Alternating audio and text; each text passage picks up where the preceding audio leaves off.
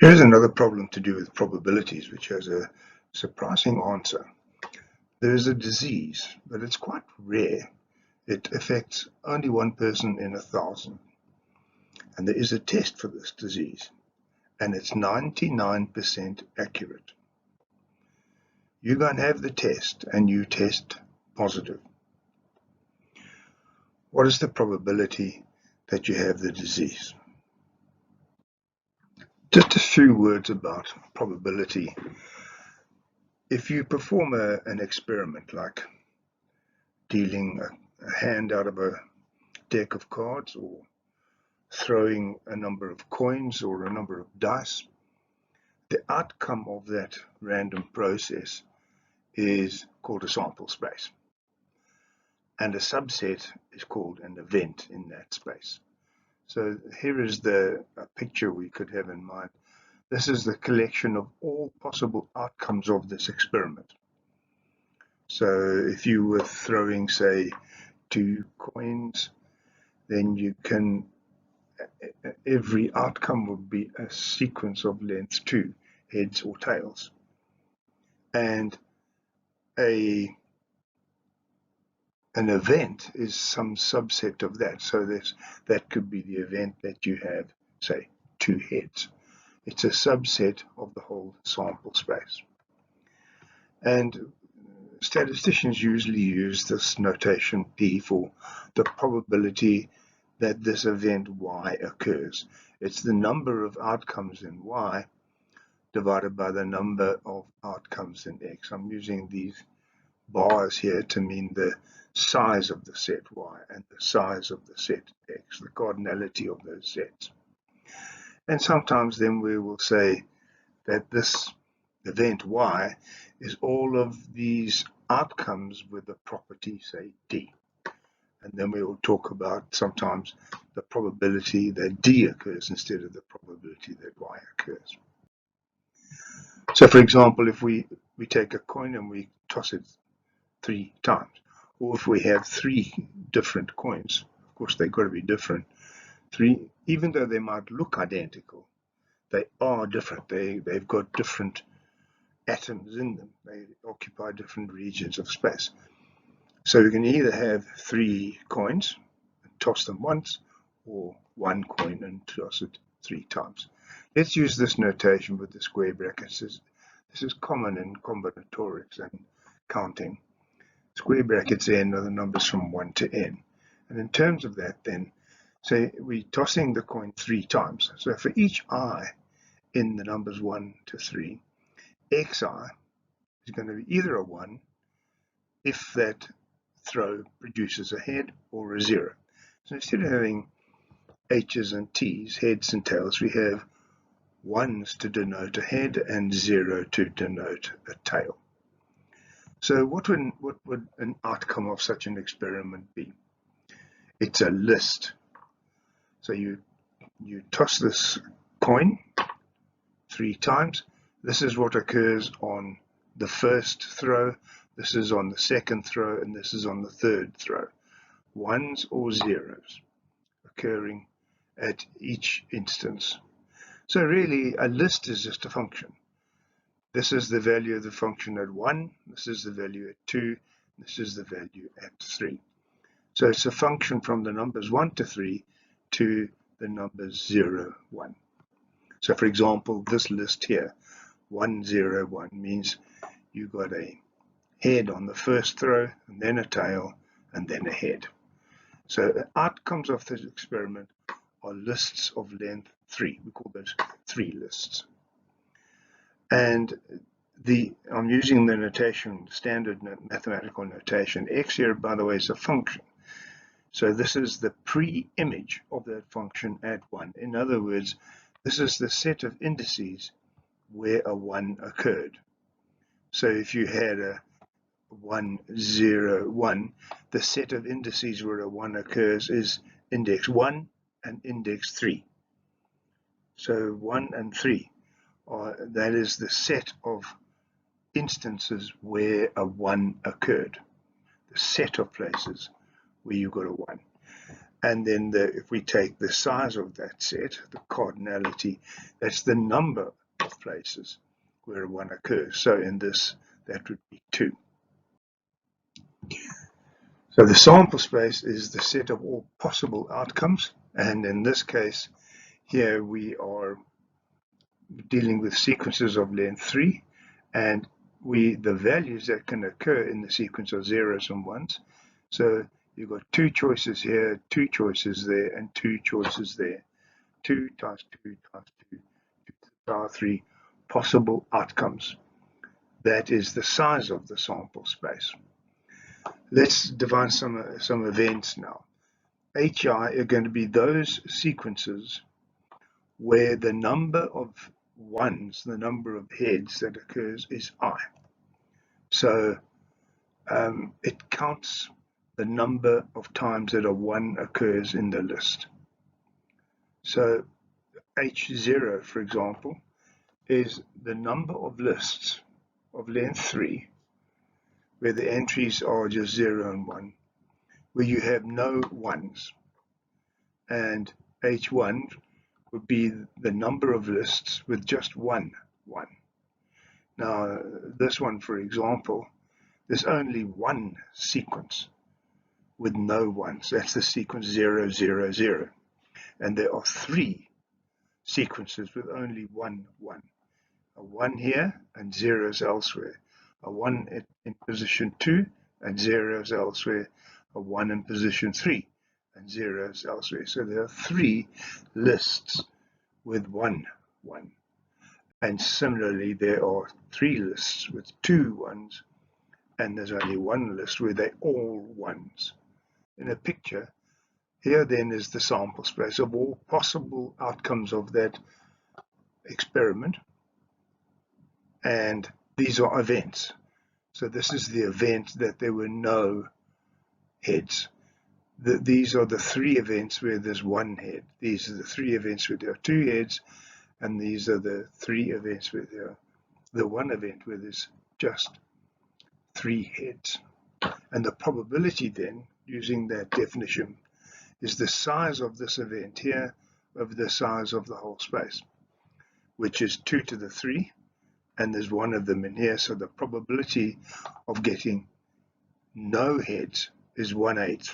The probability of getting 1 head, 1, 1 in the sequence, is size of this, which is 3 over the size of the whole space.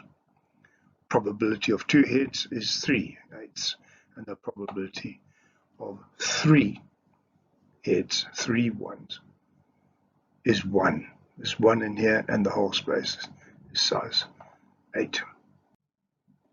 So here's our problem again. Let's just restate it. The disease affects 1 person in 1,000. You've got a test, and the test is 99% accurate. You test positive. What is the probability that you have the disease? Pause this video right here. Pause it now and see if you can solve this problem. Because I'll tell you something interesting about this problem later, but you must have a go at it yourself. Just in terms of that little bit of theory that we've talked about there, what is the probability that you have the disease? Right, so what are we looking for? You're looking for the probability that you have the disease if you test positive. So before there's any tests done at all, the probability that you have the disease is 1 in 1,000. It only affects 1 person in 1,000, and with no other knowledge, the probability that you have the disease is 1 in 1,000. Now you go and you take the disease and you test positive. Remember, information changes probability. What is the probability now? And a lot of people will think, well, it's 99% accurate, so I've got something like a 99% chance of having the disease. And this is not the case. So let's have a set of people, and let there be, say, n people in this. And we can partition these people into 2 classes in 2 ways. Those who are diseased and those who are not diseased. Those who test positive and those who test negative. Here's a picture of that. So these people here, they test positive and they do have the disease. These people here, they test positive and they don't have the disease, and so on. Here, all of these test negative. Some of them test negative, but they do have the disease. And some of them here test negative and they don't have the disease. So these people here are testing positive, but they don't have the disease. We can call that a false positive. And these ones here, they test negative, but they do have the disease. So it's a false negative. So we are looking for a certain fraction, the probability. And we're looking for the probability that you have the disease if you test positive. So we're looking for these people here, the number of people here, those who they test positive and they do have the disease, as a fraction of all of those which test positive. Now let's compute that. The disease affects 1 person in 1,000. So there's n people. So n divided by 1,000 is the total number that have the disease. And the test is 99% accurate. So if those people then do have the disease and they have the test, 99% of them will test positive. Well, the test is 99% accurate. So if you've got the disease, then you're going to test 99% of them will test positive. So what is that? 99% of those who have the disease, 1,000th of the whole population have the disease, and 99% of them will then test positive. But it's inaccurate for 1% of the time. That is the catch here. People will tend to just ignore that. That was information that was given, but you might have missed it. So some people are going to test positive, but they don't have the disease. So these are the people here testing positive, but negative for the disease. They don't have the disease. How many are those? Well, the test is 1% inaccurate. So 1% of the people who do not have the disease. The disease affects 1 in 1,000. So 999 out of 1,000 do not have the disease. So these are your false positives, 1% of this number here. All right, let's do our calculations. Those who test positive consist of two groups. Those who are diseased and test positive, those who are not diseased and test positive. 99% of the people who are diseased are going to test positive. So this is 1 in 1,000th of n. 1,000th of n are those who are diseased. The test is 99% accurate, so 99% of them will show positive. They are diseased, the test is 99% accurate. And then there are those who are not diseased. So 999 out of 1,000 are not diseased, but the test is 1% inaccurate. So 1% of them will test positive. Let's put these fractions together, all over 100,000. These are then those who are diseased and test positive, true positives, and these are not diseased but test positive, false positives. And we put it together. Add these fractions, and we get 99 over 99 plus 999. Those there are the false positives. And that's 1 in 11. 1 in 11. Around about a 9% chance. So that although the test is 99% accurate, when you test positive, there's only about a 9% chance that you are indeed positive. Now think about that.